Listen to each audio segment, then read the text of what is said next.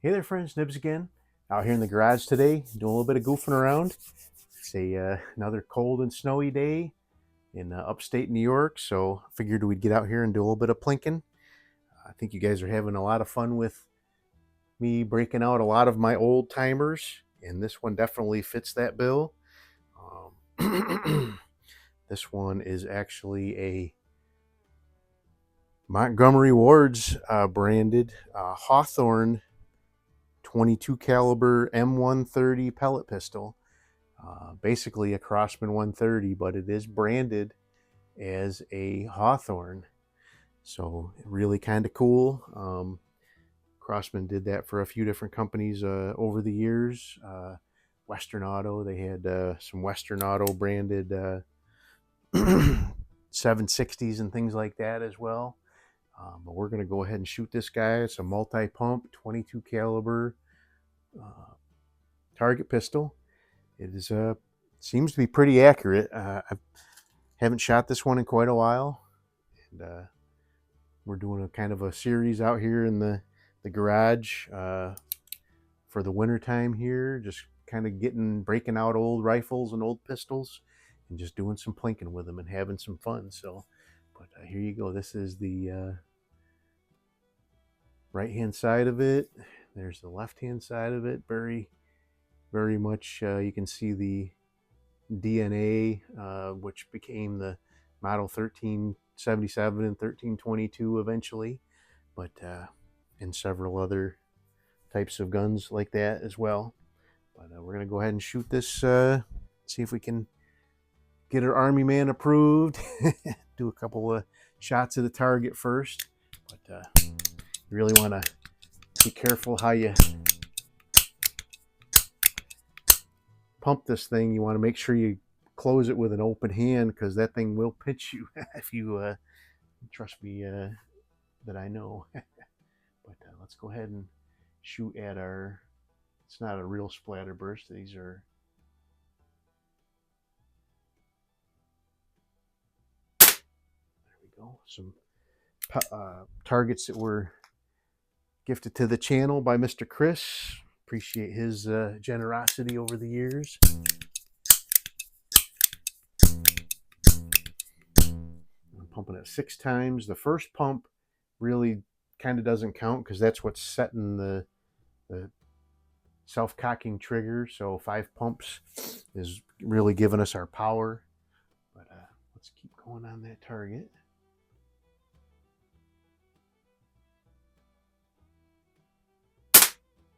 That one went a little low. Just trying to switch it up a little bit, get a different target down there, something different to look at.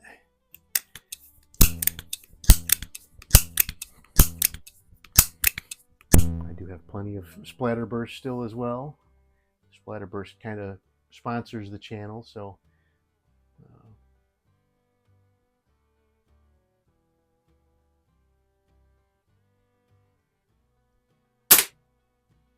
all right.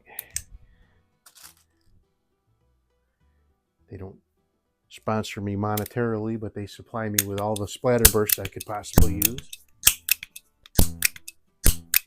Let's do one more. Looks like we're shooting a little low and a little right.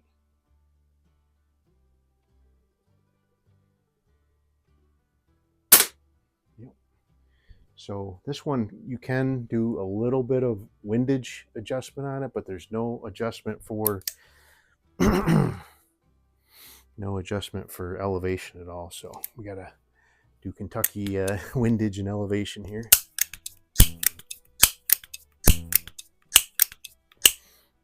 So the first edition of the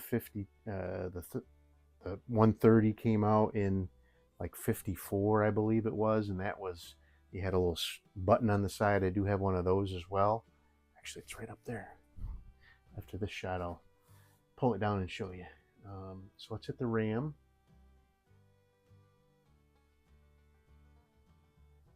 There we go. Let me grab that.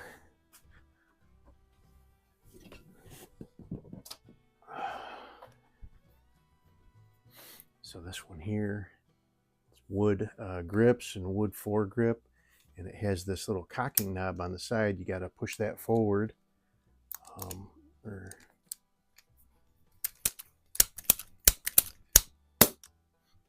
push it forward, and then there it goes. This one, there we go, starting to pump up.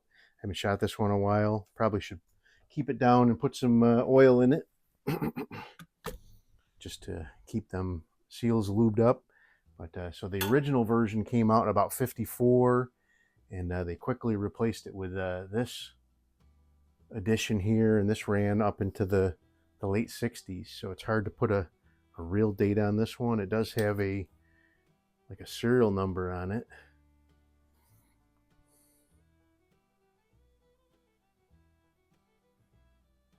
Which I can't make any heads or tails of as far as a production number or anything like that. So, all right, so we hit the ram already.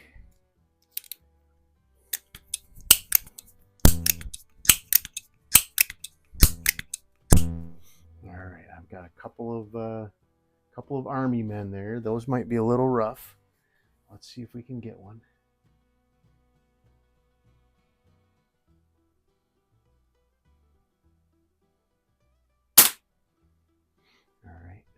Overcompensated a little bit there. It was very close though.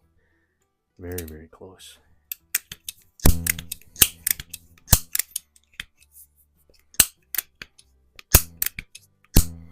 And then I believe in the early 70s they replaced this with the first model, like 1300, I guess it was.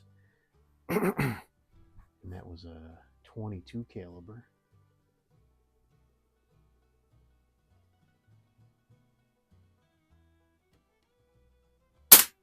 Oh, I don't know where that one went.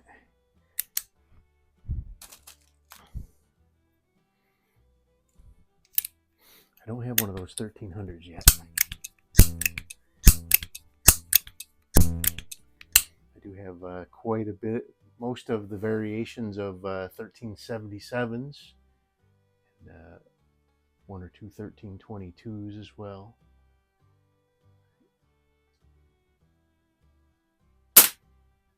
Oh, my goodness. I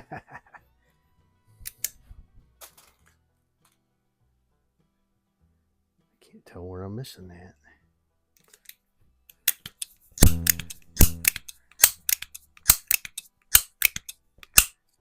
So I am aiming a little.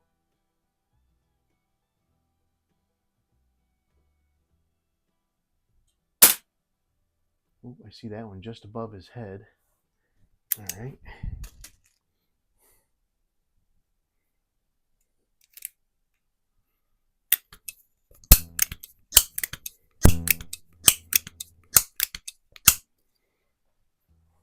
So these army men might be just a little bit too precise for this one, but I see that one just to the left of it again.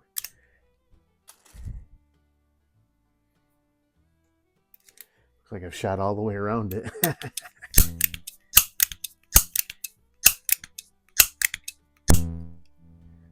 right, we'll do one more on that one, then we'll move on and come back to them later.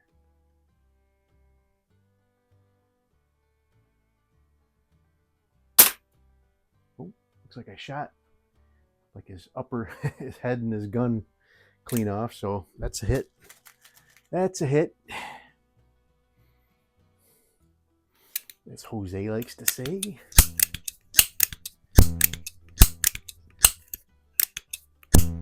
All right, can we hit one of those little dangly spinners?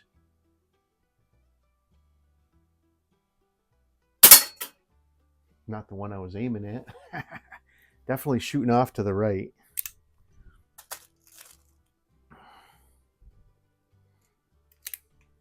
It is a fun gun to shoot, though.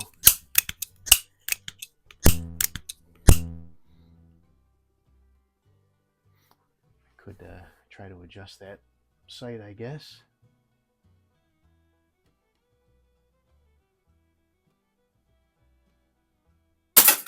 There we go. Ooh, I knocked the other one down.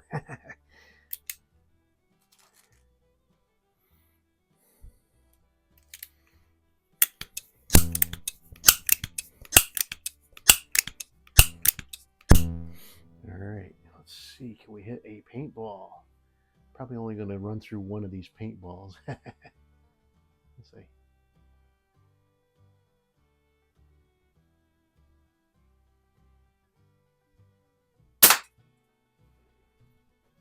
All right, no idea.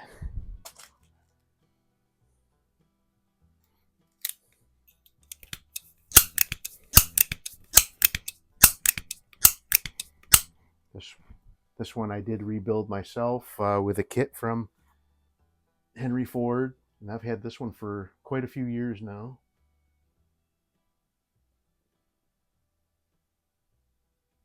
There it is. I was holding just to the left of it, so definitely hitting off to the right still.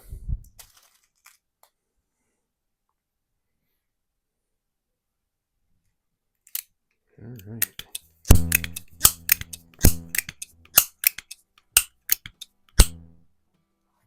All right, let's see if we can hit our pig.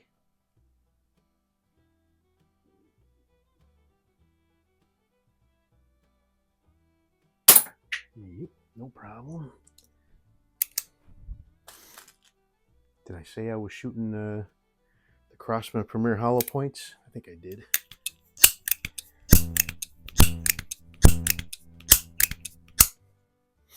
All right, can we hit that other paintball? Well, let's try to hit that last army man first.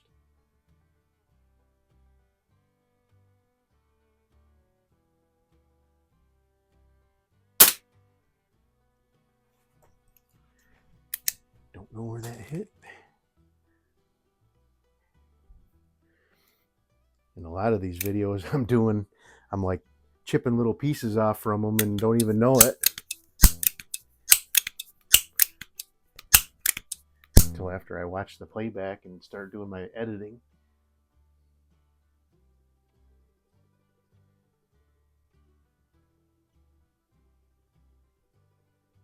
There we go. Not bad, starting to get the hang of it.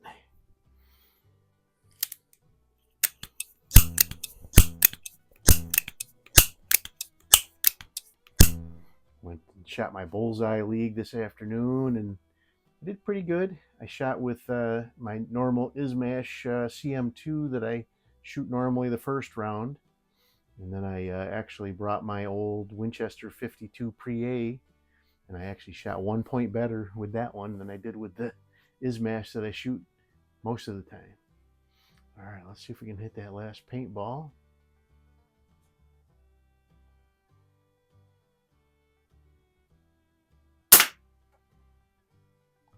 I think I got it. It looked like either that or I hit the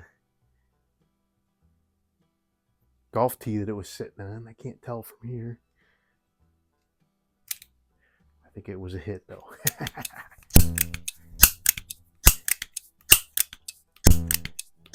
All right, let's hit that chicken. He's tiny.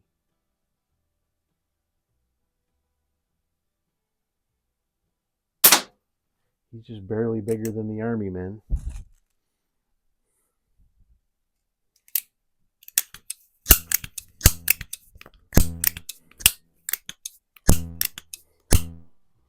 Okay, chicken again.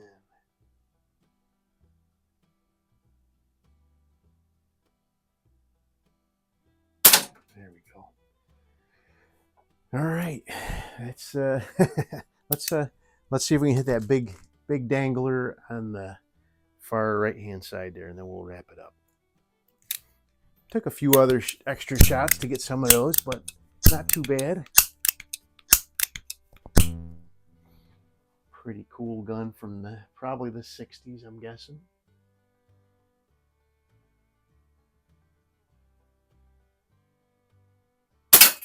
Got it, first shot. So could be as early as the late 50s, but we'll call it the 60s, and that's about as close as we can get. But really pretty cool gun from the collection. I also do have a 137, which was the 177 version of this, and those are very. They only made those for a couple years, and they're very hard to find. So I'm glad to have one of those in the collection. I believe I do have. Actually, it's not. I do have a Crosman branded one of these, but it's still taken apart. I need to finish putting it back together.